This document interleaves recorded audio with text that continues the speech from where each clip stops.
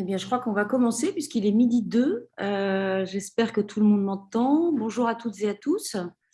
Je vais demander à Xavier pour savoir si tout se passe bien côté logistique avant de démarrer. Si tu peux me faire Bonjour un à petit tous, signe. je vous entends Bonjour. très bien. Parfait. Alors, on va démarrer cet événement. Je vais évidemment vous donner un peu le déroulé et pourquoi aujourd'hui cet événement a lieu.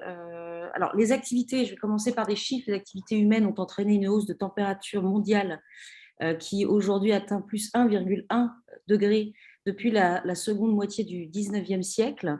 Le niveau des mers a augmenté de 20 centimètres entre 1901 et 2018, c'est-à-dire plus vite que n'importe quel autre siècle depuis au moins 3000 ans. En 2030, le réchauffement climatique devrait atteindre le seuil des plus 1,5 degrés par rapport à 1850. C'est loin, mais c'est quand même énorme. Et la concentration de gaz à effet de serre n'a cessé d'augmenter depuis 2011. Ça, ce sont les chiffres du rapport du GIEC, dont vous avez très certainement tous et toutes entendu parler cet été. Le GIEC, c'est un regroupement d'experts évidemment spécialistes du climat et de ses impacts, on va dire, dramatiques. Le but, c'est pas de stresser tout le monde ce midi, mais surtout de poser un peu le sujet et surtout de revenir sur l'activité humaine. On le voit bien qui est responsable de la dégradation de ce changement d'environnement et aussi une menace sur notre biosphère. Alors, aujourd'hui, on va quand même parler solutions. On va essayer de comprendre comment aujourd'hui on inverse la tendance et on fait baisser ces chiffres qui sont, comme je vous le disais, assez inquiétants. Les technologies et particulièrement les nouvelles technologies deviennent de plus en plus matures. On voit bien avec la puissance de calcul, les capacités de modélisation, la data science, et il va en être beaucoup question aujourd'hui pendant cette heure. C'est justement une voie vers ces solutions pour qu'on puisse mieux rationaliser tous nos modes de consommation et demain évidemment nos modes de production. Donc la donnée, la data science, c'est aujourd'hui au cœur de cet événement qui est organisé par le groupe de travail parité d'ENSAE Alumni, Data et Environnement, quels impacts justement. On remercie évidemment beaucoup l'ENSAE Alumni pour qui je suis ravie d'animer cette heure ensemble, avec 4 intervenants donc à l'honneur ce matin et beaucoup de femmes. C'est un point qu'il faut souligner. Beaucoup de femmes pour nous, justement, nous parler à la fois de l'empreinte carbone, de l'intelligence artificielle et globalement l'utilisation de la donnée pour limiter la consommation, notamment dans les bâtiments. Donc, on va accueillir Marie David, qui est la fondatrice de Carbometrix. Carbometrix, c'est une start-up qui propose un référentiel de données d'entreprise sur les émissions de gaz à effet de serre. On va l'écouter juste après. On écoutera aussi Aude Vinceric, qui est directrice de la stratégie de l'innovation chez EDF. On écoutera aussi Émilie Ranou, qui est avec nous, qui est senior manager chez Equimetrix. Equimetrix, c'est un cabinet de conseil en data science. Et on écoutera aussi Shashwat Carré, qui est responsable commercial software chez Schneider Electric UK. Voilà pour les panélistes aujourd'hui. Un petit agenda rapidement avant de démarrer.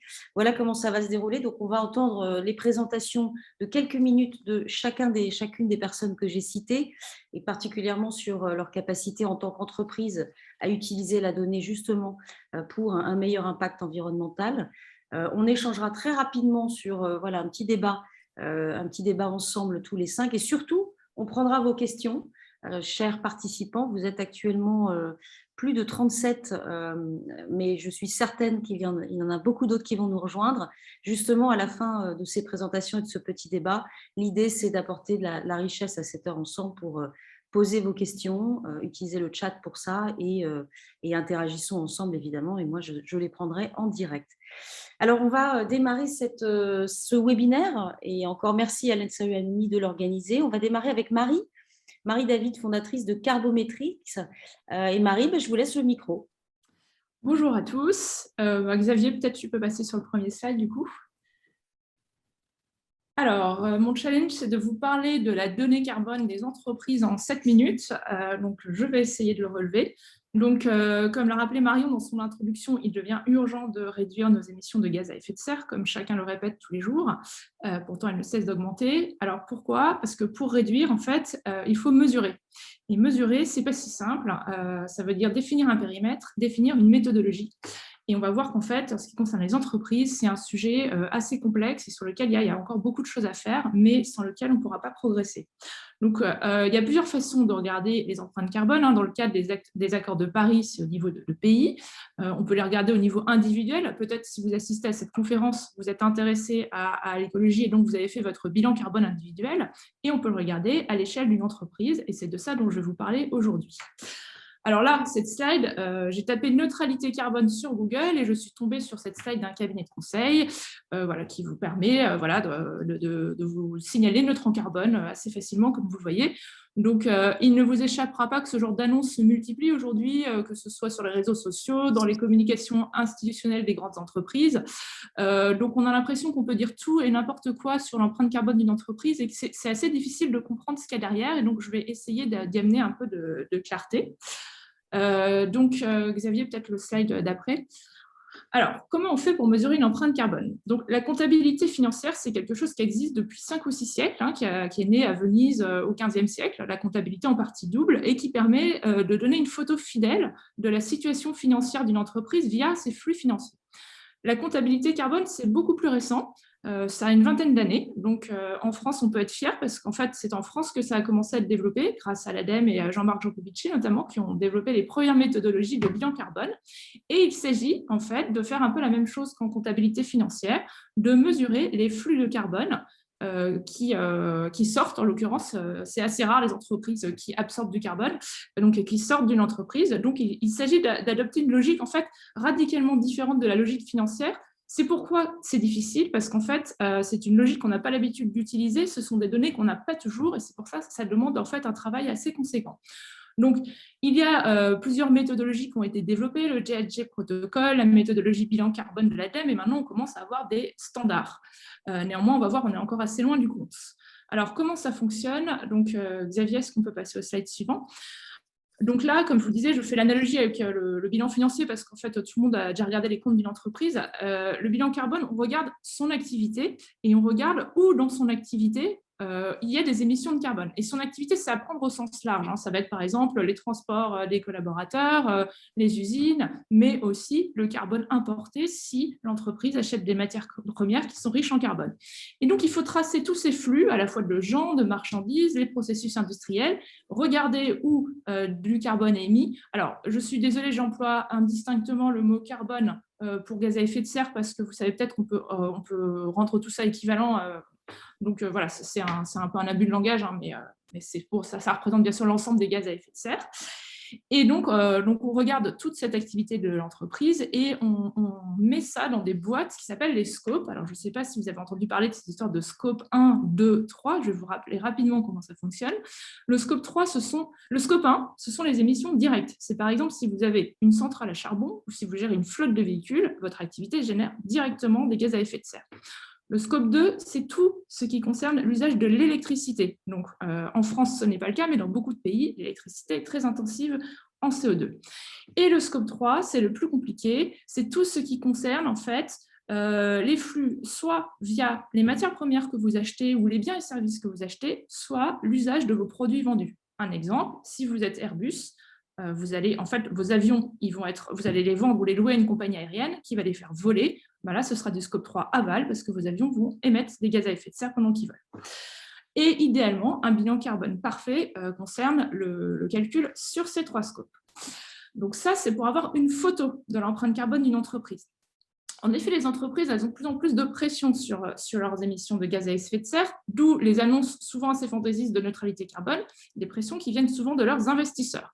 En effet, les investisseurs, donc ce sont les banques, les asset managers, eux, ils ont des participations dans les entreprises et il y a de plus en plus de groupements qui s'engagent à avoir des portefeuilles qui sont, alors non pas neutres en carbone, mais qui suivent des trajectoires de température et dont leur trajectoire est compatible avec une trajectoire à 2 degrés.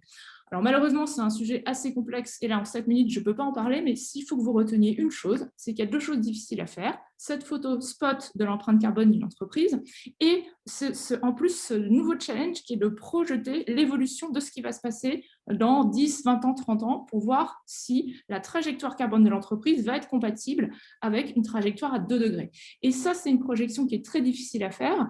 là je sais que je parle à des gens qui ont fait l'ENSAE, c'est que c'est déjà dur de prévoir le futur à partir du passé, mais encore plus dur quand dans le futur, il va y avoir sans doute des ruptures de tendance qu'on ne peut pas prévoir, des ruptures technologiques, des ruptures sans doute réglementaires, des taxes, et donc c'est un exercice extrêmement compliqué, mais que néanmoins les investisseurs essayent de faire en ce moment.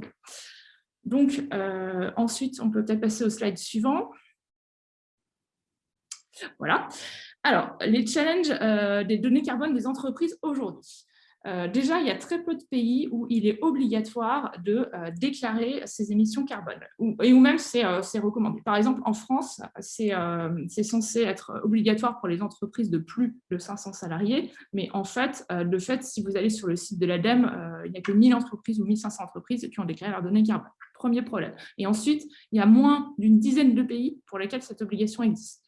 Deuxième problème, il manque souvent le scope 3. Or, le scope 3, c'est souvent 80%, voire 90% des émissions.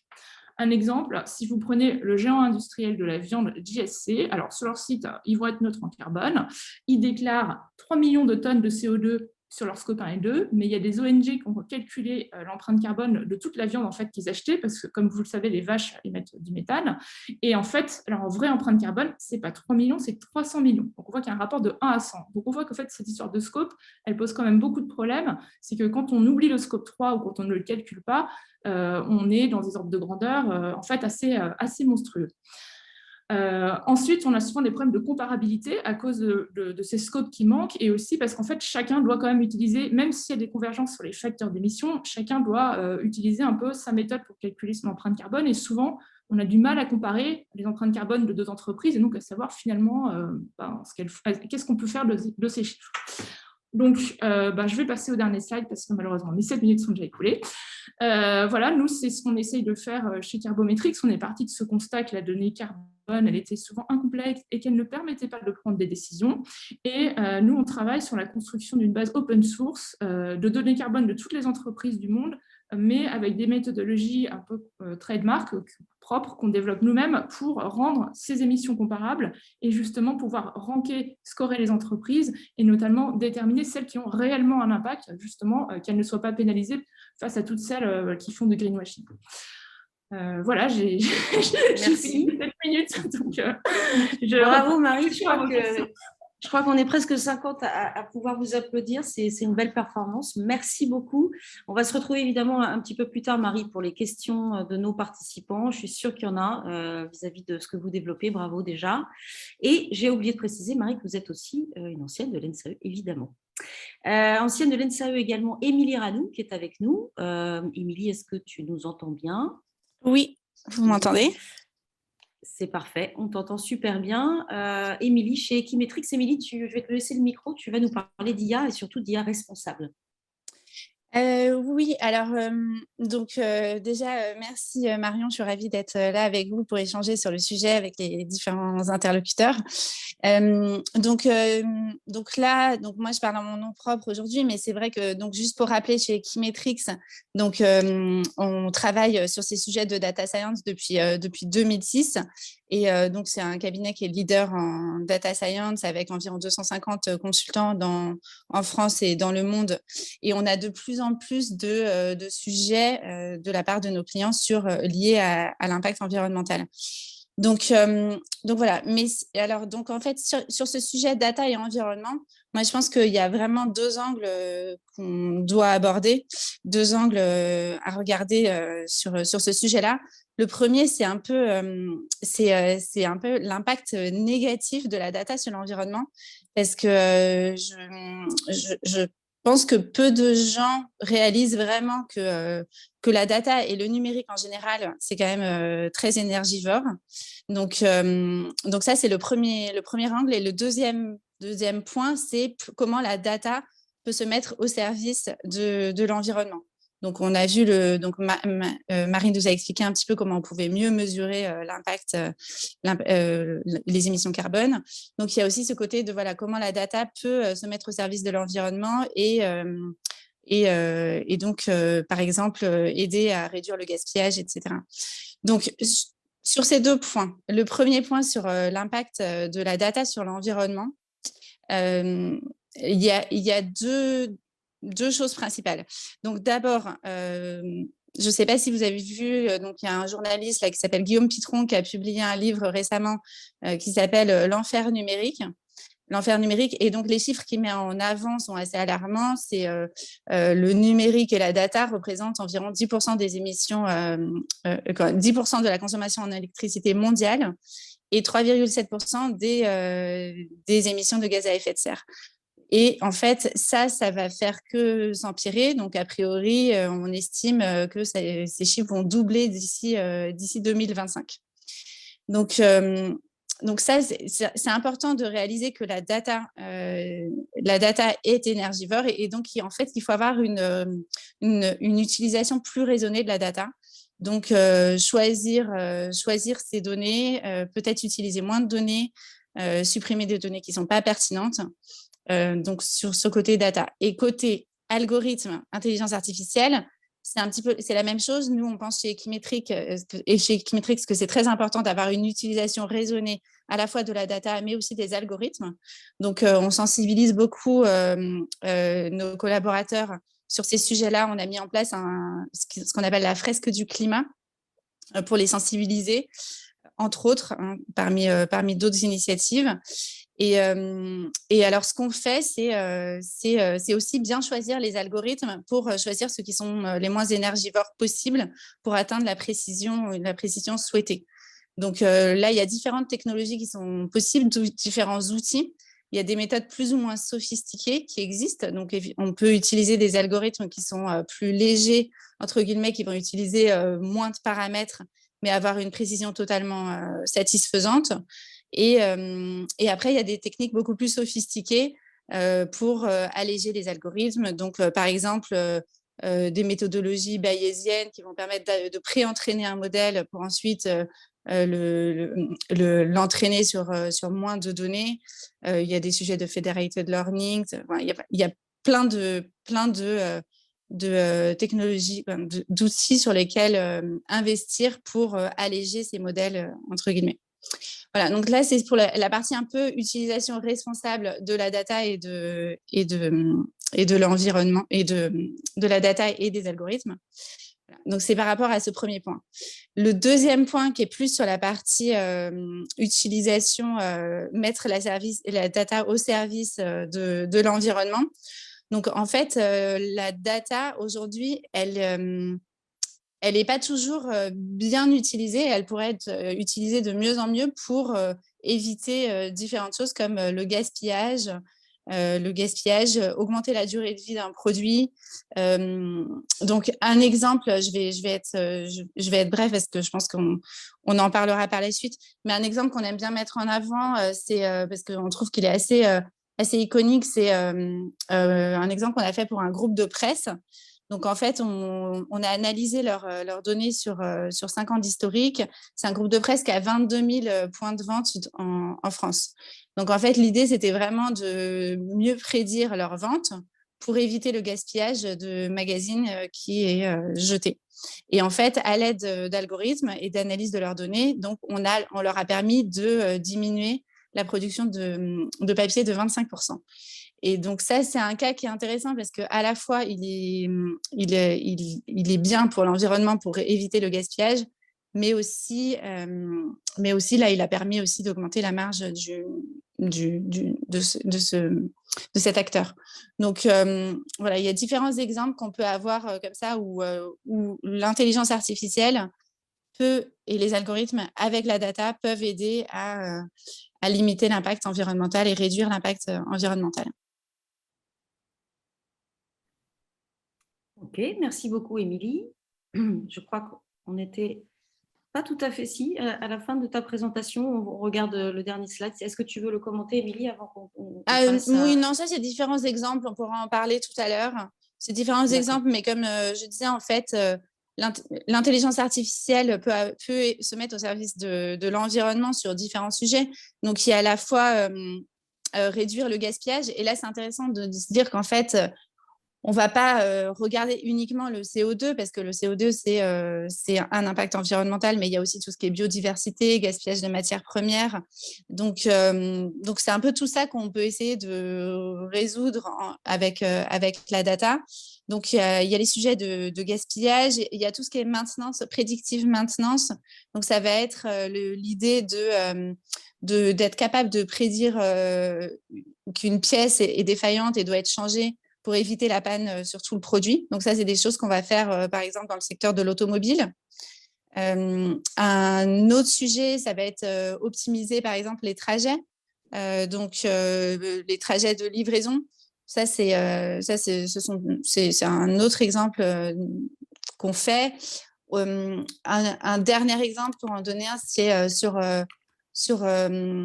l'impact climatique sur la production de vin. Donc, faire des simulations pour prédire comment la hausse de degrés va impacter la production de vin et ce qui permet après aux producteurs de s'adapter, de prendre les bonnes mesures préventives pour s'adapter à ces changements climatiques. Ok, on te retrouve tout à l'heure, Émilie, pour des questions, évidemment, de la part de nos participants. Vous êtes encore un peu plus nombreux depuis midi.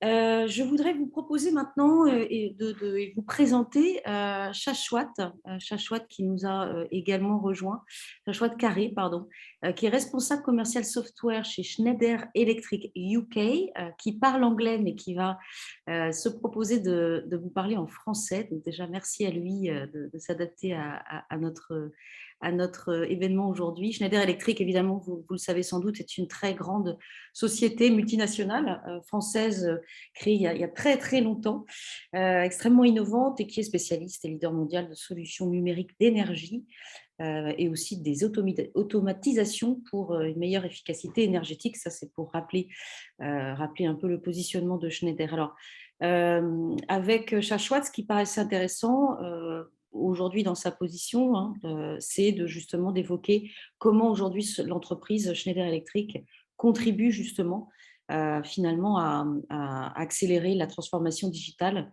pour une meilleure transition énergétique. Shashwat, can you hear me well? On peut parler en français, Marianne, ça va? On peut parler en français, c'est parfait. Oui, oui. Bon, alors, c'est parti, je vous laisse démarrer pour 7-8 minutes de présentation. Parfait, parfait.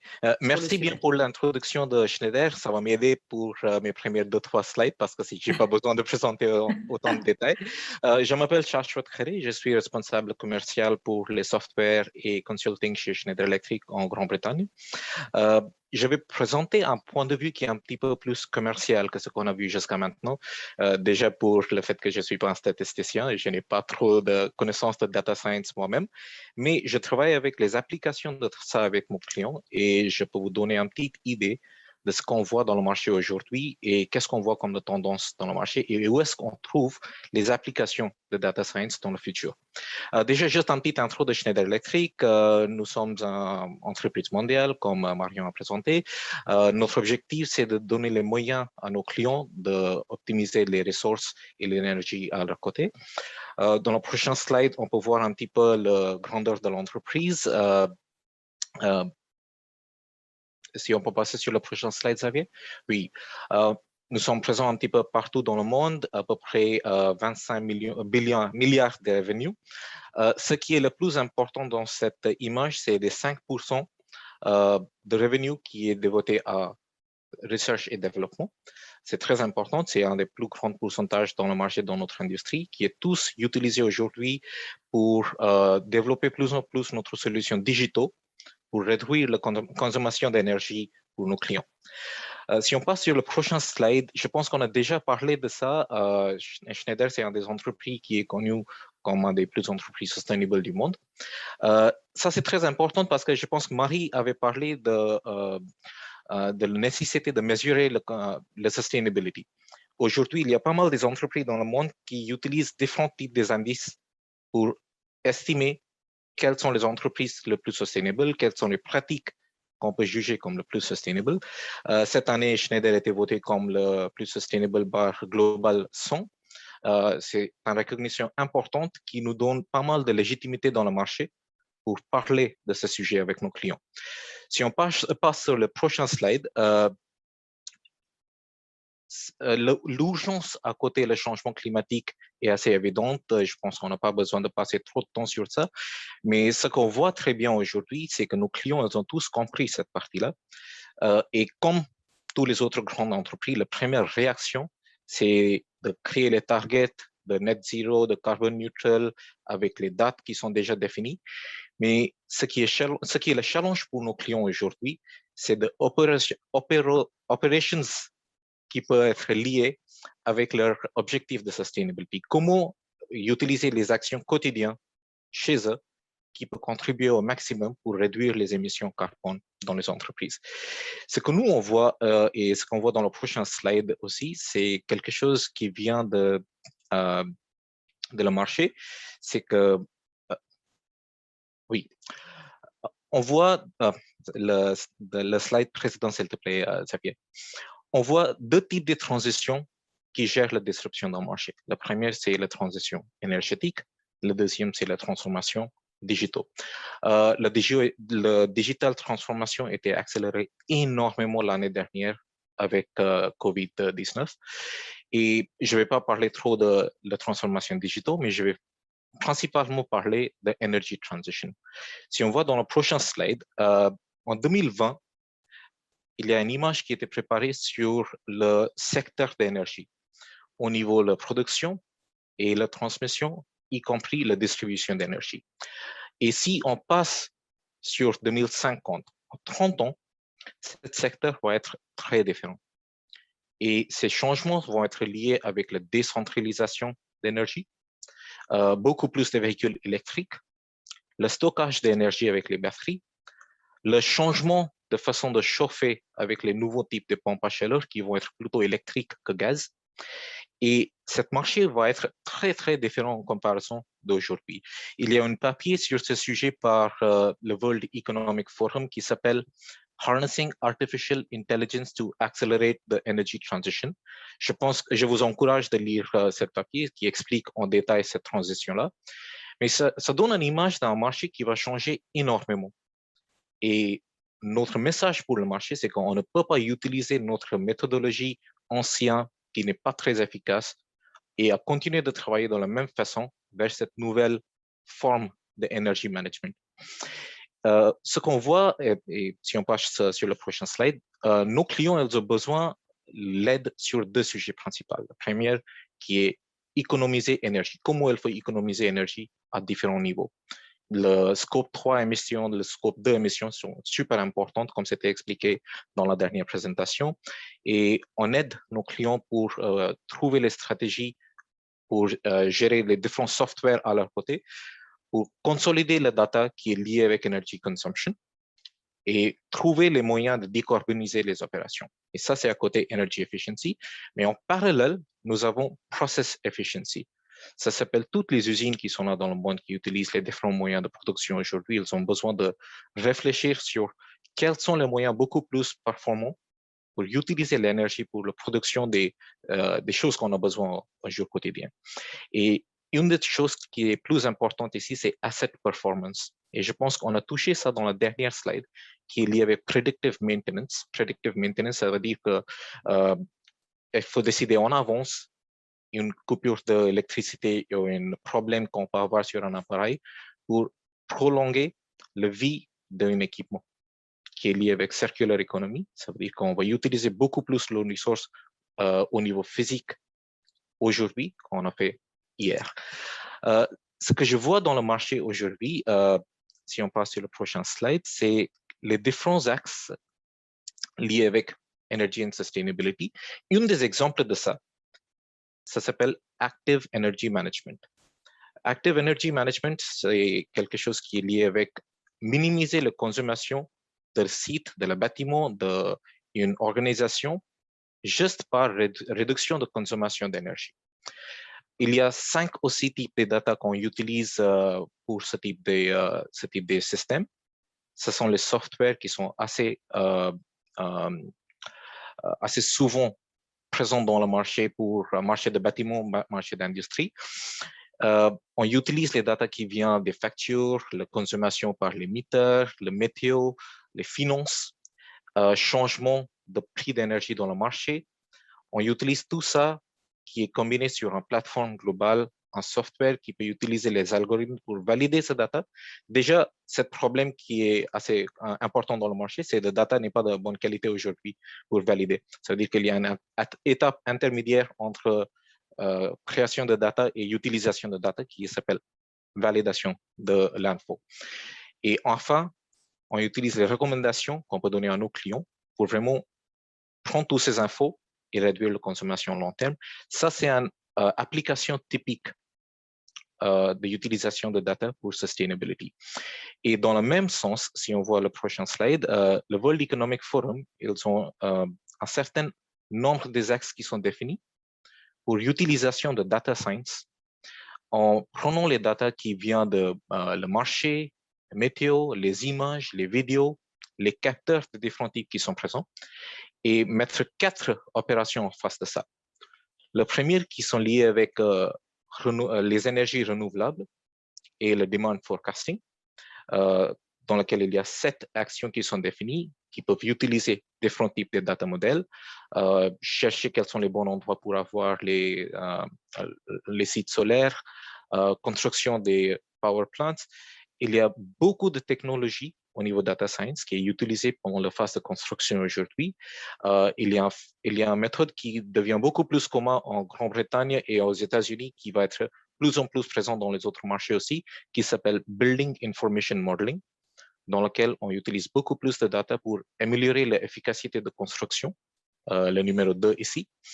On a beaucoup de data qui est utilisé pour améliorer le life cycle management pour un produit, pour le design de le produit, pour assurer que chaque fois il y a un produit qui est mis au marché, il vient avec toutes les recommandations qu'il faut pour enfin jeter ça pas dans la poubelle, mais il faut recycler au maximum les produits qui sont dans le marché. Dans la même façon, il y a un certain nombre de data qui sont donnés pour grid optimization et opération. Ce sont des infos qui sont utilisées par les entreprises comme EDF. Je pense qu'on va voir les exemples de ça dans la prochaine présentation. Je ne vais pas passer trop de temps sur ça. Et après, Management of Energy Demand and Distributed Resources. Ça, c'est le principal axe de travail pour Schneider Electric. En utilisant tous les infos qui viennent des différents capteurs, on utilise les infos, les algorithmes intelligents pour créer les corrélations entre les data de ces capteurs et le besoin de le marché pour donner plus en plus des recommandations optimisées. Et à la fin, tout ce qui est lié avec le matériel et l'innovation. J'avais préparé cette slide juste pour vous donner quelques idées sur les axes à penser au niveau data science, quelles sont les choses qu'on peut faire. Encore, ces choses sont détaillées dans les papiers de World Economic Forum. Vous avez tous les infos disponibles. Si vous êtes intéressé de voir plus des exemples de ça ou travailler dessus, vous pouvez me contacter après la réunion et on peut voir quelles sont les études qui sont possibles à faire sur le sujet. Bon, ça, c'était mon dernier slide. Je pense que j'ai pris un petit peu plus de temps. Désolé pour ça. Et je vous laisse le prochain. Merci, c'est chouette. Merci beaucoup. Thank you. Alors, on parlait justement d'intelligence artificielle et on l'a entendu aussi un peu plus tôt avec Émilie Ranou chez Equimetrix. Quid d'EDF? Comment aujourd'hui on utilise l'intelligence artificielle au mieux pour justement optimiser la consommation d'énergie? Je ne représente pas ce qu'est EDF, tout le monde le sait. Et là, c'est une Aude, pardon, Vinzeri. J'espère que je n'écorche pas trop le nom de famille, Aude. Vous êtes grave, j'ai l'habitude. Je suis désolée, alors je vais plutôt vous laisser le redire, comme ça il n'y aura pas d'erreur. Vinzerich, tout simplement. Vinzerich, merci Aude. Aude, vous êtes la directrice de la stratégie de l'innovation chez EDF et je vous laisse le micro pour justement, on veut en savoir plus sur la façon dont vous utilisez l'IA justement. Merci beaucoup. Je suis ravie d'être avec vous aujourd'hui. Donc, ce que je vous propose, en fait, c'est peut-être de voir 2 pans particuliers. Alors, effectivement, je n'ai pas repris une présentation d'EDF. Je suis partie du principe que c'était une entreprise qui était connue. Et du coup, je voulais voir 2 pans peut-être dans le cadre de cette conférence-là. C'était la première partie, c'est finalement comment est-ce qu'on a inscrit l'intelligence artificielle au sein d'EDF, parce qu'il y a quelque chose qui est très important pour nous, c'est finalement l'identité IA qu'on a voulu donner à l'entreprise. Et le deuxième volet, ce sera très lié en ce qu'on a pu voir jusqu'à présent, hein, une fois qu'on aura vu cette partie-là, c'est des use cases très très spécifiques, très concrets, j'espère, pour vous donner un petit peu une idée de ce que la data peut amener, du coup, pour pouvoir minimiser l'impact environnemental. Et peut-être en introduction, une petite news, puisque hier soir, EDF a été lauréat d'un prix en fait pour les entreprises qui ont une démarche vertueuse pour réduire leur impact carbone.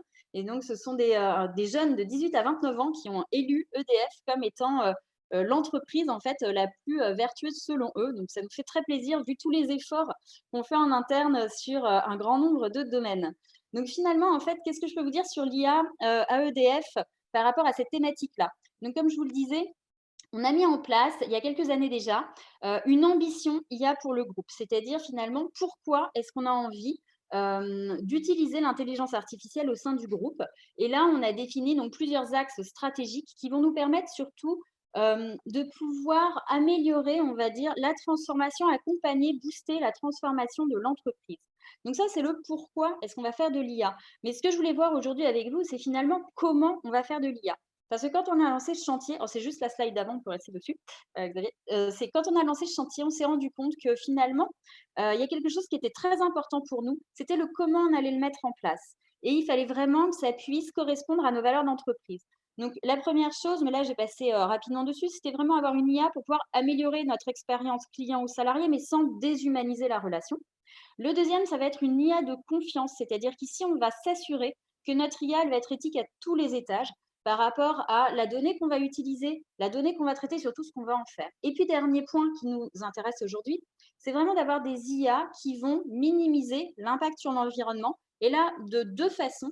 La première, c'est dans la façon dont on va développer. Alors, Émilie en a parlé tout à l'heure. C'est vraiment de pouvoir sensibiliser, avant même de mesurer, sensibiliser énormément nos data scientists sur finalement l'impact environnemental que pourrait avoir un modèle d'IA qu'on mettrait en production. Et là-dessus, en fait, il y a énormément de façons de minimiser. Déjà, en fait, la première partie, c'est d'informer. Très souvent, les développeurs ne sont pas forcément au courant que quand ils vont utiliser un algorithme ou un autre, on ne va pas avoir le même impact en fait sur l'environnement. Pour reprendre ce qui a déjà été dit, hein, mais par exemple, se dire, première question, est-ce que j'ai vraiment besoin d'IA pour pouvoir répondre à la question métier? Parfois, en fait, pas besoin du tout d'aller chercher de l'IA et d'entraîner des algorithmes d'une façon très énergivore. Parfois, on peut simplement utiliser de la BI ou même rectifier un petit peu un process métier et ça va suffire. Et puis, si on se dit, OK, là, c'est vraiment l'IA dont j'ai besoin, mais toujours se poser la question finalement du niveau de performance qu'on souhaite atteindre, parce qu'on n'est pas toujours obligé d'aller chercher du deep learning avec une énorme base de données pour pouvoir faire un entraînement, mais vraiment se poser cette question en fait de un peu ROI environnemental. Qu'est-ce que je vais impacter au niveau de l'environnement et finalement pour en tirer quoi? Et là-dessus, il y a plein de petites façons de minimiser cet impact. Déjà, de regarder finalement les jeux de données qu'on va utiliser.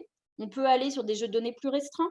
On peut aller sur des algorithmes moins gourmands en énergie. On peut utiliser des modèles qui sont pré-entraînés. Et là-dessus, il y a pas mal de choses à faire. Alors nous, ce qu'on a fait, c'est que sur la plateforme de développement de nos développeurs IA et data scientists, en fait, on a mis ces petits… Déjà, ils ont tous une formation, une sensibilisation pour comprendre ces enjeux-là.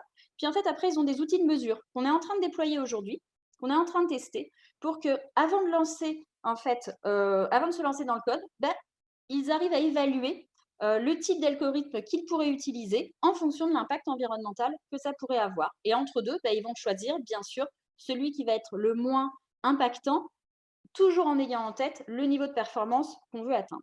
Donc ça, c'était la première partie. Et puis, deuxième partie, du coup, passons peut-être sur des cas d'usage très concrets qu'on met en place dans l'entreprise. Donc ici, je vous ai proposé, j'ai deux slides en fait avec deux types de cas d'usage. Je ne vais pas tous les détailler, on en a beaucoup, mais peut-être revenir sur un premier cas d'usage pour vraiment diminuer le coût de production de notre énergie décarbonée et essayer de minimiser l'impact sur l'environnement, tout simplement en essayant d'agir sur nos moyens de production. Et là, ce que je pourrais détailler un tout petit peu avec vous, c'est finalement de se dire, grâce à de la maintenance prévisionnelle, parce qu'on va avoir des volumes de données qui peuvent être intéressants à traiter, essayer d'identifier le juste moment pour faire un acte de maintenance. Un exemple très précis, c'est par exemple tout ce qui va être nettoyage de nos… tout ce qui est générateur de vapeur, donc les grandes cheminées que vous pouvez voir et qui crachent de la vapeur en fait, dans nos centrales nucléaires, en fait, on peut avoir des calculs très précis pour savoir quels sont les facteurs d'encrassement et du coup, de pouvoir vraiment gérer le nettoyage au bon moment pour pouvoir minimiser ces actes de maintenance, les faire au juste moment et du coup, éviter d'avoir un impact environnemental trop fort en nettoyant beaucoup trop et de façon beaucoup trop voilà, de façon trop fréquente, par exemple, alors que grâce à la data, on sait exactement à quel moment il faudrait le faire. Donc ça, c'est un premier use case. Il y en a beaucoup d'autres, hein, comme vous voyez. On pourra y revenir dans les questions si vous le souhaitez. Et puis, deuxième type de cas d'usage qu'on peut avoir, c'est essayer de limiter la consommation d'énergie pour nos clients, donc clients particuliers ou clients B2B. Donc ici, en fait, on a bien sûr une appli pour nos clients particuliers qui permet, grâce à de la data, s'ils le souhaitent, de pouvoir en fait diminuer leur consommation d'énergie en leur donnant des petits conseils, des choses comme ça. Et puis pour le B2B, on a développé une plateforme qui va combiner de l'IA et de l'IoT. Donc on va capter des données au niveau en fait de leur transformateur électrique. Et ça, c'est vraiment du génie électrique qu'on va pouvoir booster par de l'IA de façon à détecter dès qu'un appareil en fait d'une usine va être défaillant au niveau électrique, de le détecter très en amont pour pouvoir indiquer à notre client que là, il y a peut-être une action de maintenance à faire. Pourquoi? Parce que une action de maintenance qui va être réalisée très en amont sur un appareil défaillant, eh ben, notre client va avoir un double intérêt. Le premier, c'est qu'il va pouvoir maintenir avant que ça casse, donc intérêt financier. Et le deuxième, c'est qu'en fait, un appareil qui est défaillant au niveau électrique, il va consommer beaucoup plus. Et donc, du coup, pouvoir identifier ça très en amont, grâce à la data, eh ben, ça va nous permettre en fait de minimiser également cette consommation d'énergie. Donc, voilà les deux exemples que je voulais vous présenter aujourd'hui. Et bien entendu, vous voyez, il y en a beaucoup d'autres. Et donc, on pourra passer aux questions si vous souhaitez avoir plus de détails. Merci beaucoup, Aude. Merci pour ce témoignage sur l'utilisation des algorithmes, vous l'avez dit, de l'IA au service d'une meilleure consommation d'énergie au sens large. Alors, c'est vrai qu'on va passer aux questions. Il y en a déjà qui m'arrivent dans le chat. Donc, merci à Francis, merci à Mariam, par exemple, d'adresser vos questions que je vais évidemment reposer à tout le monde. Juste avant de passer aux questions-réponses, j'avais une question d'ailleurs qui rejoint celle de Francis que je poserai un peu plus tard. Finalement, dans le sujet d'aujourd'hui, on parle de data et d'impact environnemental. Il y a deux sujets en fait qu'on évoque au travers de cet enjeu-là. Il y a un enjeu évidemment de data science, c'est-à-dire de technologie, notamment l'IA, qui, on le voit bien, permet en fait de mieux mesurer, de mieux prédire, de mieux anticiper. Et ça n'est que le début. En revanche, comment on peut envisager que ces technologies-là, qui sont énergivores, on l'a vu quand même, mais Émilie nous l'a dit, puissent ne pas être demain le contre-bénéfice justement par rapport à l'environnement, à la planète. On voit bien, tu l'as dit Émilie, c'est très consommateur d'énergie, les data centers sont de plus en plus énormes, la consommation numérique est un problème. Comment finalement on va pouvoir concilier la technologie et la meilleure, je dirais, préservation possible de notre planète? Qui a envie de répondre? Aude est en ligne, alors peut-être Aude? Oui, bien sûr. En fait, c'est une vraie question. Pour moi, il y a deux aspects. Il y a effectivement ce qu'on pourrait appeler l'efficacité énergétique. Pour moi, c'est vraiment de la techno. C'est-à-dire, c'est la technologie qui va nous permettre d'être beaucoup plus efficace et sans toucher en fait à nos modes de vie, à notre façon de fonctionner, on va pouvoir réduire notre impact environnemental parce qu'en fait, en gardant les mêmes actions qu'habituellement, finalement, on va utiliser une énergie qui va être soit totalement décarbonée, soit par plus d'efficacité, en fait, pour faire la même action, on va utiliser moins d'énergie. Donc ça, c'est un premier point. Et puis l'effet rebond, en fait, c'est vraiment, à mon avis, agir sur les façons de consommer. Là, on est plus, à mon sens, sur du comportement et beaucoup de pédagogie qui pourrait également entraîner, en fait, des modifications de comportement pour sensibiliser l'utilisateur et se dire, voilà, finalement, il y a peut-être des choses que je ne suis pas obligée de faire. Là, on va aller plutôt sur éviter le gaspillage dans la façon de faire. Et c'est ce qu'on va voir, par exemple, dans le use case que je vous ai présenté sur la maintenance en fait, pour le colmatage des générateurs de vapeur. C'est-à-dire qu'en fait, ici, on ne va pas avoir d'effet rebond parce que grâce à la data, on va savoir exactement à quel moment il est nécessaire de pouvoir faire ce nettoyage. Mais du coup, on ne va pas le faire plus. C'est-à-dire qu'on va le faire au juste moment. Donc là, c'est aussi un changement, on va dire, de comportement que la data va nous aider. Puis après, au point de vue très individuel, là, je pense que ça passe vraiment par une prise de conscience et une modification de nos comportements. Une petite question pour Marie, Marie-David. Aujourd'hui, dans la méthodologie que vous utilisez, vous, chez Carbometrics, justement pour mesurer l'empreinte carbone des entreprises, est-ce que vous estimez vous-même en tant que start-up votre empreinte carbone par rapport à ces méthodologies qui peut-être sont elles aussi consommatrices? Oui, alors nous, on a fait notre bilan carbone, mais comme on est une jeune start-up et qu'on a... En fait, si vous avez une boîte de tech, en fait, votre empreinte carbone, elle va être dans l'USP, c'est le scope 3 aval, c'est-à-dire le nombre de gens qui utilisent votre app, c'est-à-dire en fait l'énergie que consomme le device sur lesquels vos utilisateurs font tourner votre app. Et nous, comme on est une jeune start-up, aujourd'hui, notre bilan carbone, il est faible. Mais effectivement, sur l'empreinte carbone du numérique, bon, tout le monde en a déjà très bien parlé. On a un peu ce mythe que c'est neutre, ça consomme rien. Effectivement, nous, on s'est amusé à calculer le bilan carbone de grosses boîtes de tech et en fait, l'essentiel du bilan est dans l'utilisation par les gens. Et souvent, c'est quelque chose de contre-intuitif. On pense beaucoup au data center et tout, mais en fait, non, c'est quand il y a 30 millions de gens qui regardent une série sur Netflix sur iPad, leur iPad, il est branché sur de l'électricité et c'est là où on va avoir un impact important.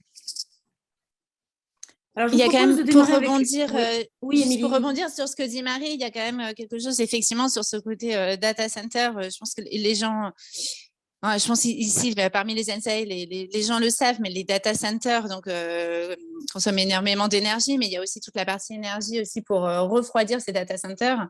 Et donc tous les cloud providers, en fait, on regarde très attentivement tous ces sujets-là de diminution de consommation d'énergie, en mettant leur data center dans des pays scandinaves ou des pays où il fait froid pour éviter d'avoir besoin de refroidir artificiellement à l'aide de l'énergie ces data centers.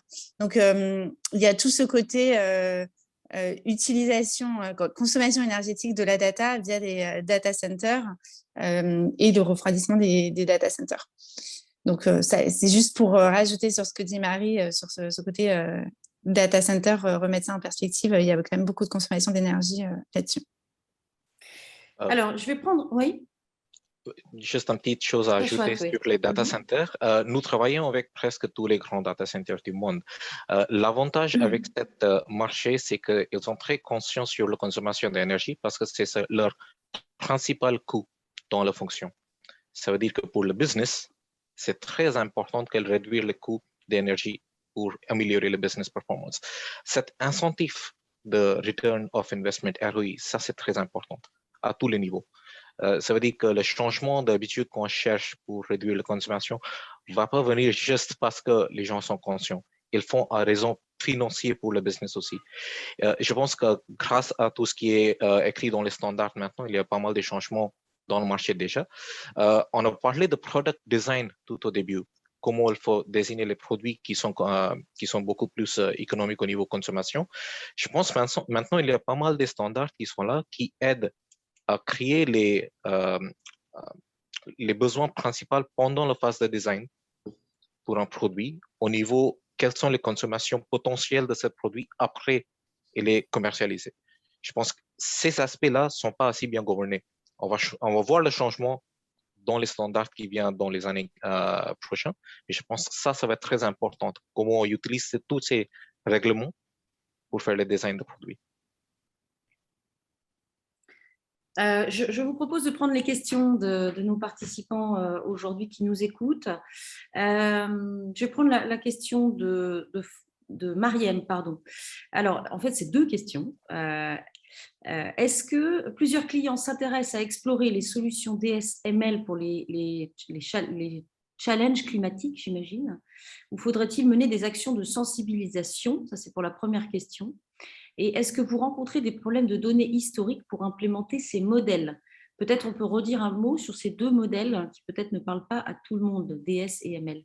Qui veut intervenir? Je peux répondre. Donc, DS, Data Science, et ML, Machine Learning. Donc, la première question, c'était est-ce qu'il y a besoin de mener des actions de sensibilisation ou est-ce que les clients nous demandent nous pose beaucoup nous demande de travailler sur ces sujets-là.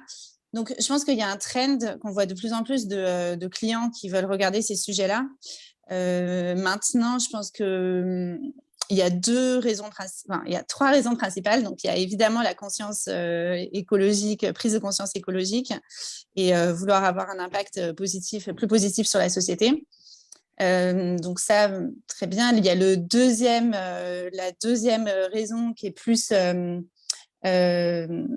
économique, comme l'a dit Shashwat. En fait, souvent, on passe, les entreprises veulent d'abord réduire l'impact environnemental quand ça a un impact financier pour eux. Donc, par exemple, du gaspillage à éviter, que les cloud providers travaillent énormément dessus parce qu'évidemment, c'est leur coût principal, c'est cette énergie.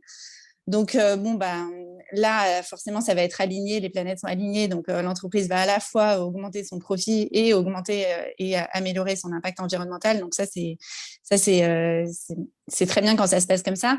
Mais parfois, des entreprises vont aussi vouloir travailler sur ces sujets-là pour des raisons d'image de marque et de communication. Et voilà, tant mieux si c'est une des raisons qui peut les pousser à travailler sur ces sujets-là.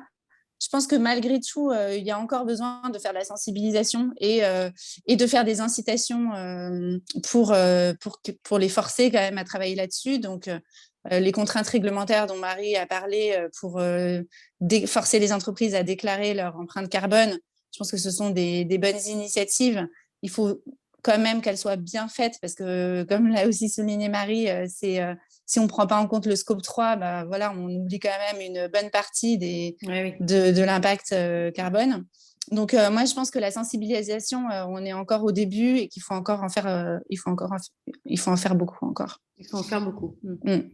Et sur la partie problème de données historiques, oui, il y a toujours des problèmes de données historiques. Donc ça, il y a des techniques pour compléter les données manquantes. Ok. Alors, je rebondis justement sur une question qui me paraît intéressante et qui est liée. Est-ce qu'il existe une base de données fiable, accessible aux chercheurs, des bilans carbone des entreprises en France et à l'international? Alors, c'est une bonne question. En fait, c'est un peu pour ça qu'on a créé Carbométrie, qui s'appelle aujourd'hui, ça n'existe pas. Et c'est ce qu'on cherche à faire. Alors après, en France, si vous êtes intéressé, les données de l'ADEME sont en open data, mais vous verrez qu'il y a très peu d'entreprises qui ont déclaré. Et à l'international, non, ça n'existe pas, sauf pour l'Australie, mais pareil, très peu d'entreprises. Marie, autre question qui est liée. Quel type d'entreprises ont le plus de mal à réduire leur empreinte carbone et pourquoi? Bon, très bonne question. Malheureusement, ça va être dur de répondre en 1 minute, mais pour le dire rapidement, ce sont en gros les secteurs qui sont très exposés aux énergies fossiles et très peu diversifiés et qui n'ont pas de scénario de transition. Je vais vous donner un exemple, l'aviation. Quoi que vous en dise sur l'avion bas carbone ou les aéroports neutres en carbone, aujourd'hui, on ne sait pas faire voler les avions autrement qu'avec du kérosène. On n'a pas d'alternative. C'est un secteur qui est très dur à décarboner. En revanche, le ciment, par exemple, c'est relativement difficile à décarboner. En revanche, il y a des secteurs qui sont des bons exemples de transition. L'automobile, bon, bien sûr, la voiture électrique n'est pas la panacée. On peut amener des caveats. Néanmoins, l'automobile, c'est un secteur qui, globalement, est entré dans une transition et arrive à la faire. Le pétrole, bien entendu, compliqué de remplir. Enfin, en tout cas, pour un pétrolier qui est 100% exposé au pétrole, compliqué d'entamer sa transition. On le voit pour les grands pétroliers américains, par exemple, qui ne font absolument rien. Voilà, bon, mais malheureusement, il faudrait développer beaucoup plus, mais quelques exemples. Bon, c'est on va dire on progress. Une question pour Shashwat. Une question je ne vois pas, Quentin. Quentin pose la question de la difficulté pour les pays en développement d'accepter les mêmes cibles et objectifs que les pays dits développés. Comment ces pays, par exemple l'Inde, approchent la question étant, j'imagine, de réduire l'empreinte carbone et contribuer à réduire les empreintes carbone. Avez-vous des exemples ou participé à des projets de ce type au sein de Schneider Electric sur les pays en développement? Merci pour la question, Quentin. Et déjà, c'est une question proche à moi parce que c'est mon pays d'origine aussi. Ah, ça tombe bien. Pour les pays en développement, je pense pour l'instant, le challenge, c'est tout au début, qui est décarbonisation de le secteur de génération et étape 1. pour ces pays-là. Et je pense que tout ce qui est mis en effort aujourd'hui, c'est pour les farms solaires et tout ce qu'on peut utiliser aux ressources naturelles dans un sens qui est plutôt renouvelable. Nous participons dans énormément de projets avec le pays de l'Inde, le gouvernement indien, au niveau des farms solaires et les sites solaires qui sont créés, avec tout ce qui est études au début où on utilise data science pour estimer avec les meilleures positions pour avoir les farms solaires, quelles sont les meilleures façons de générer, créer et distribuer cette énergie pour le pays. Et je pense pour l'instant, le focus est plutôt à cette étape-là. Le deuxième axe que je vois qui est plus intéressant dans le pays en développement qu'ici, c'est d'utiliser les data pour construction, pour économiser le prix de construction. On a pas mal de challenges d'inefficacité de construction en Europe, mais les pays en développement adaptent toutes ces procédures beaucoup mieux que nous au niveau de réduction de prix des gens qui font la construction et enfin réduire la consommation de carbone. Je pense que ces deux axes, on voit le plus souvent avec les pays en développement, mais je pense qu'ils ont quelques années en retard en comparaison avec le marché de l'Est au niveau d'adoption des pratiques de sustainability. Alors, une question pour Aude, chez EDF, qui doit nous quitter dans quelques minutes. Question je vais trouver, je ne sais pas qui pose la question, mais on va peut-être, ça va s'afficher après. Vous mettez en avant la frugalité des modèles pour limiter l'impact environnemental. Avez-vous fait une mesure comparative de la consommation énergétique de différents types de modèles, modèles statistiques de base, modèles boostés, transfer learning ou deep learning? Alors, je vais Serge, répondre voilà. oui. Oui, c'est en cours. En fait, on teste plusieurs outils de mesure. Donc, comme je disais, on a une plateforme en fait qui permet à nos data scientists de pouvoir coder suivant un référentiel. Et du coup, c'est sur cette plateforme-là qu'on teste des petits modules Python, donc qui est le langage de programmation commun pour la data science et l'IA, et qui leur permettent en fait de pouvoir déjà mesurer l'empreinte environnementale en fait de ces modèles-là. C'est-à-dire que quand on voit cette chaîne de valeur un petit peu qu'on a pour pouvoir réduire nos émissions, ou en tout cas décarboner au maximum, réduire notre impact environnemental, avant la partie mesure, il y a quand même déjà la prise de conscience. Donc nous, on a vraiment mis le paquet sur des ateliers de sensibilisation auprès de nos développeurs pour qu'ils comprennent déjà qu'entre deux modèles différents, il pouvait y avoir ce type d'impact. Et ensuite, en fait, il y a la techno qu'on va utiliser, donc le type d'algorithme qu'on va utiliser. Et puis ensuite, pour rejoindre plutôt le côté frugalité, c'est le volume des données qu'on va utiliser. Et donc, on essaye de les sensibiliser pour que ça vienne un peu comme quelque chose de très courant quand on va développer, de se dire à chaque fois, peut-être que j'ai déjà un modèle pré-entraîné, et donc là, on va être bien moins gourmand en énergie, ou bien peut-être que je n'ai pas besoin d'aller sur une performance qui nécessite d'avoir, par exemple, du deep learning sur quelque chose. Je vais partir sur quelque chose de plus simple parce que moins énergivore. Et donc, oui, on est en train de le tester aujourd'hui avec différents petits outils pour que ça leur fasse pas trop de choses, on va dire, que ce ne soit pas un frein dans le développement, un frein à l'innovation, mais plus une prise de conscience et qu'ils puissent avoir cette mesure-là. Donc oui, c'est quelque chose qui est fait. Et toujours en fait en lien avec le type de cas d'usage qu'on traite. Sur certains cas d'usage, en fait, on va être obligé d'avoir un niveau de performance qui est extrêmement élevé et sur lequel on ne peut pas se permettre de reprendre un type d'algorithme. On va dire, on va pas favoriser forcément cet impact moindre par rapport à la performance parce qu'on est obligé d'avoir une performance très élevée. Tout dépend vraiment du cas d'usage. Pour compléter ce que dit Aude, ce sujet il est super important parce que c'est vrai qu'on a des algorithmes qui sont de plus en plus sophistiqués, mais aussi certains qui sont très énergivores. Donc, je ne sais pas si vous avez entendu parler de l'algorithme GPT-3, par exemple, qui a été développé par OpenAI. C'est un algorithme qui permet de générer du texte avec l'intelligence artificielle, mais il prend plus de 100 milliards de paramètres. Et rien que son entraînement, je ne sais pas si les gens réalisent que l'entraînement d'un algorithme peut vraiment être énergivore, rien que son entraînement, c'est l'équivalent de 700 000 km d'une voiture à essence, d'un déplacement d'une voiture à essence. Donc c'est énorme et c'est pour ça que c'est vraiment important, comme dit Aude, de bien choisir quel algorithme utiliser. Est-ce qu'on a besoin d'un algorithme hyper sophistiqué ou pas et lourd avec plein de paramètres, ou est-ce qu'on peut simplifier le modèle tout en essayant de minimiser la perte d'information et la perte de précision qu'on peut avoir. En fait, ouais, moi, je suis complètement d'accord avec toi, Émilie. Et du coup, pour compléter, c'est vraiment l'idée de chercher une espèce de ROI un peu différent, plutôt environnemental, de se dire par rapport même à l'impact environnemental que je peux avoir, parce que certains algorithmes, on l'a vu dans des cas d'usage, nous permettent en fait de pouvoir minimiser cette empreinte qu'on peut avoir, notamment avec la maintenance prédictive, mais du coup de mettre ça dans la balance pour savoir quel type d'algo j'utilise et pas tomber dans de l'aberration écologique juste pour s'être fait plaisir au niveau technique, quoi. Oui, là pour résumer, il y a des choix à faire en termes des choix technologiques à faire par rapport en fait aux objectifs qu'on se donne et donc l'impact. Quand fait-on non, pardon, je repose. Maxime, quand on fait le bilan carbone d'un client, comment prendre en compte l'impact des opérations cloud hébergées par des tiers type OVH, AWS? Question pour Marie, ça. Oui, sujet très difficile à cause de l'opacité de certains acteurs du cloud, notamment AWS, qui donnent assez peu d'informations. Donc, pour vous répondre très rapidement, il y a 2 facteurs. Il y a là où sont implantés les serveurs. Donc, vous vous doutez bien que OVH, qui est en France, où l'intensité carbone de l'électricité est très faible, sera beaucoup mieux qu'AWS, où c'est en West Virginia, où tout est au charbon. Et ensuite, il faut essayer de deviner le volume de data à stocker, le temps de compute. Donc, Émilie, par exemple, a mentionné les algorithmes de deep learning extrêmement qui consommaient énormément. Et le volume de data que vous transférez. Ce sont les 3 choses en fait, que font vos serveurs sur le cloud. Et ensuite, il faut leur appliquer des facteurs. Nous, on a essayé de mettre en place une méthode, mais en fait, il y a très, très peu de données existantes et on tâtonne un peu. Et donc, on espère que tout ça va devenir un peu plus transparent avec les années. Ok. Question intéressante d'Ulysse. De qui la culture carbone est-elle la plus décisive pour l'implication de l'entreprise?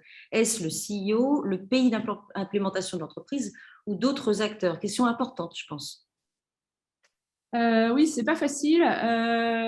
Plus que le CEO, je dirais les actionnaires en fait, parce que finalement aujourd'hui le CEO il suit quand même un peu ce que disent les actionnaires, donc c'est un mix des deux. Et plus que une entreprise, c'est un peu ce qui se passe dans le marché et donc ce que font les autres aussi, et donc aussi un petit peu la réglementation. Il n'y a pas de réponse unique. Par exemple, je reprends l'industrie automobile parce que je trouve que c'est une industrie qui est en train de, quand même, de faire une transition assez impressionnante. On voit bien que c'est un mélange de réglementation. Les voitures diesel vont être interdites dans différents pays d'Europe. Un mélange de, du coup, moi, je ne veux pas perdre mes clients et je veux m'aligner. Mais en fait, en gros, pour être un peu pessimiste, moi, je trouve que ça vient quand même beaucoup de la réglementation et ça va être dans les années à venir de sujets tels que les taxes carbone. Parce qu'en fait, une transition carbone, il faut le dire, ça coûte cher. Ça vous fait perdre votre marge, ça implique des investissements importants, donc vous n'allez pas vous lancer dedans tout seul, sinon vos actionnaires ne vont pas comprendre que vos profits s'effondrent. Donc là, j'invite l'audience à regarder plus précisément les futures actualités concernant la taxonomie, qui est la nouvelle politique européenne justement sur l'obligation des entreprises et les futures réglementations auxquelles les entreprises vont devoir se conformer.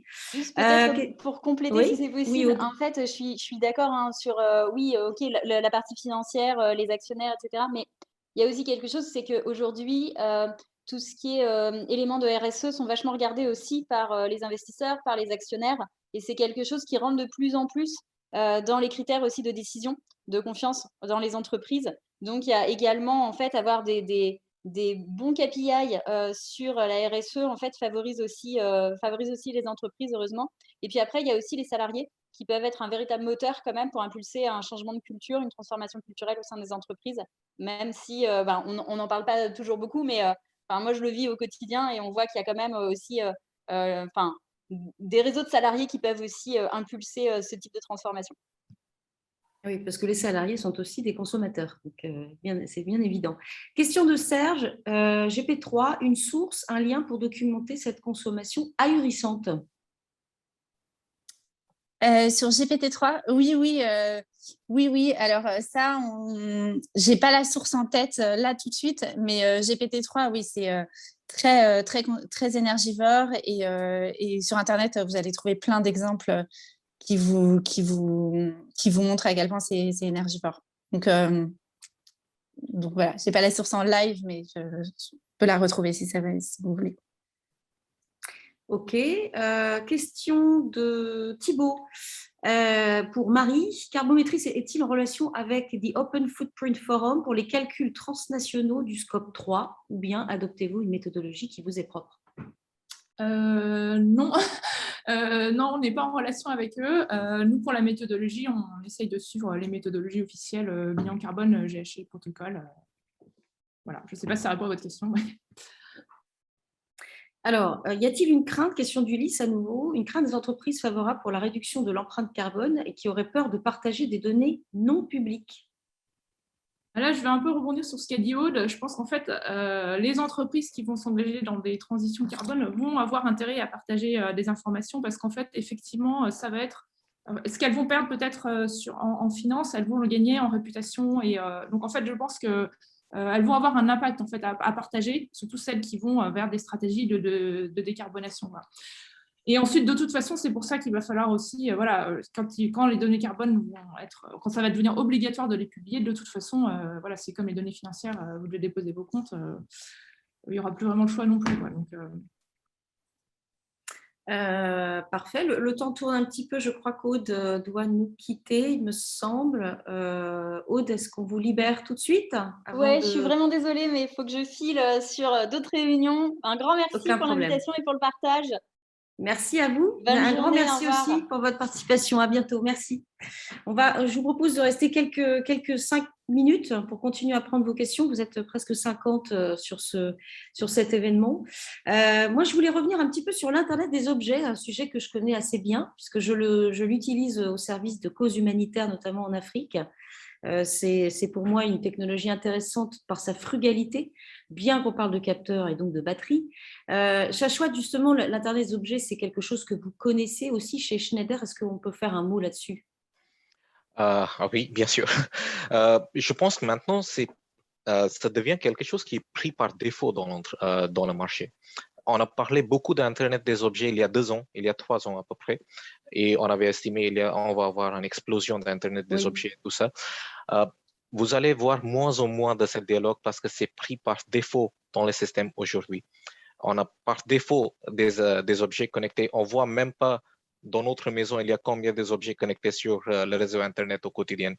Mon estimation, c'est à peu près 15 par maison. Dans nos systèmes aujourd'hui, je pense que le challenge que nous avons au niveau des entreprises pour les Internet des objets, et ce qu'on voit plus en plus, c'est cybersecurity. Je pense qu'en Grande-Bretagne, moi, je fais partie de le board de Innovate UK. Innovate UK, c'est un forum qui fait travailler les innovations autour des nouvelles technologies, Internet des objets, tout ça. 50% des innovations qu'on est en train de voir ici sont aux alentours de sécurité et cybersec. Je pense que maintenant, du fait que ça commence plus en plus d'être quelque chose qui est intégré dans le système, c'est normal que tous ces objets sont connectés. Le plus important problème à adresser, c'est cybersecurity à tous les niveaux. Et c'est ça que je vois dans le marché aujourd'hui. Les questions sur IoT sont prises par défaut, que oui, ça sera dans notre système, mais comment on va le sécuriser? Toutes les discussions sont autour de ça aujourd'hui.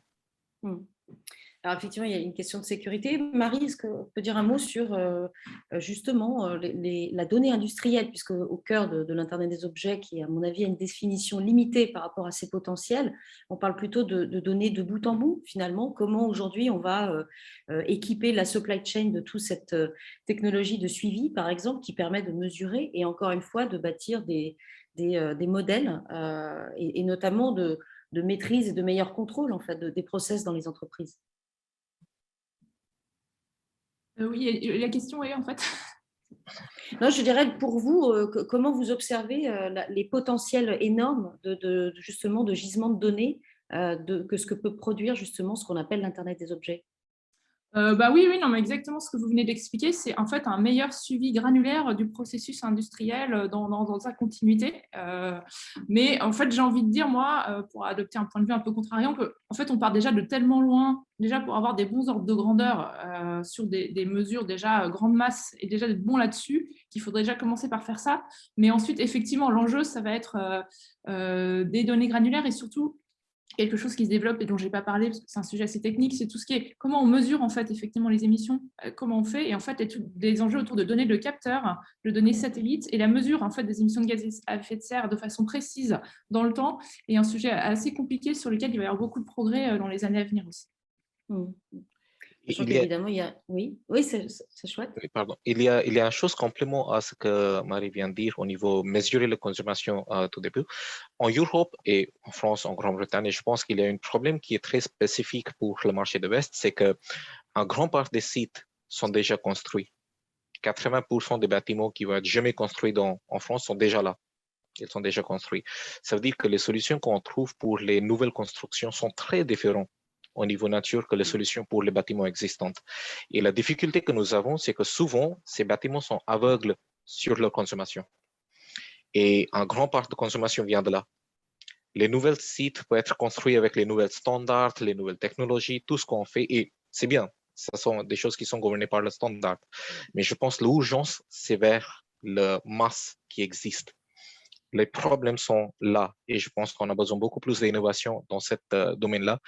On n'est pas au niveau. C'est très difficile pour les bâtiments existants de devenir beaucoup plus efficaces en comparaison de l'état aujourd'hui. Donc là, on parle de smart buildings et de smart monitoring notamment. Je peux reprendre encore une question, question de Marie-Alix. Comment aligner les intérêts des investisseurs, de l'entreprise et des tiers? Peut-on aller vers un design des outils de mesure de manière incitative? Alors, question complexe, parce qu'en fait, souvent, les intérêts ne sont pas toujours, sont ou ne sont pas alignés.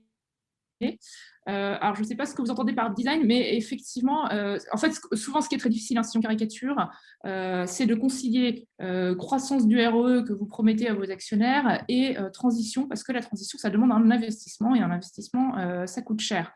Donc, on est souvent dans ce conflit.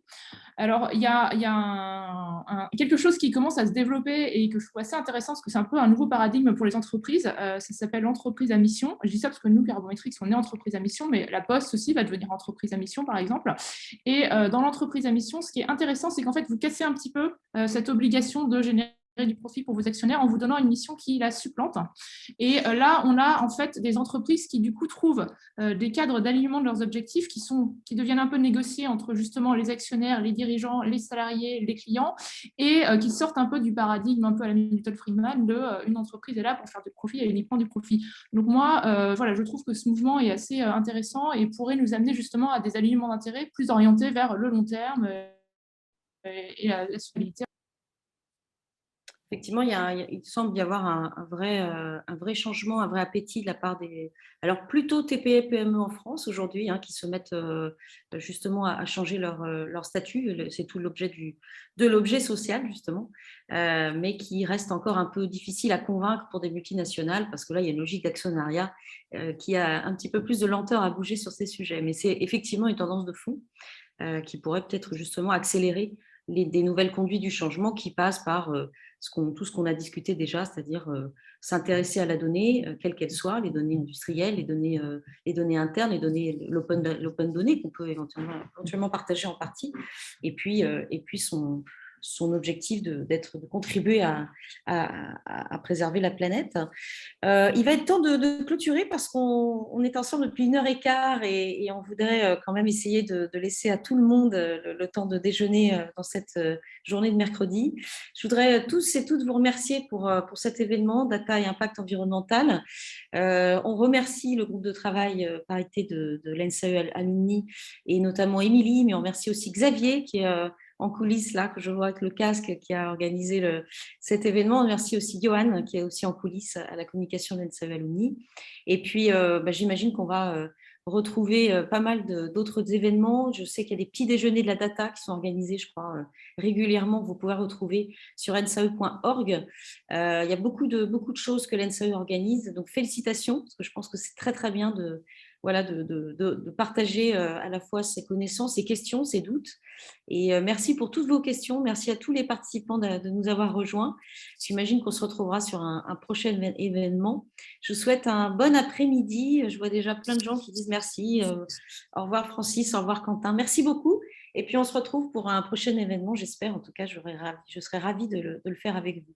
Merci beaucoup. À bientôt. Merci. Merci. Merci. Merci Merci au revoir. beaucoup. Merci à tous. Au revoir. Au revoir. Merci beaucoup.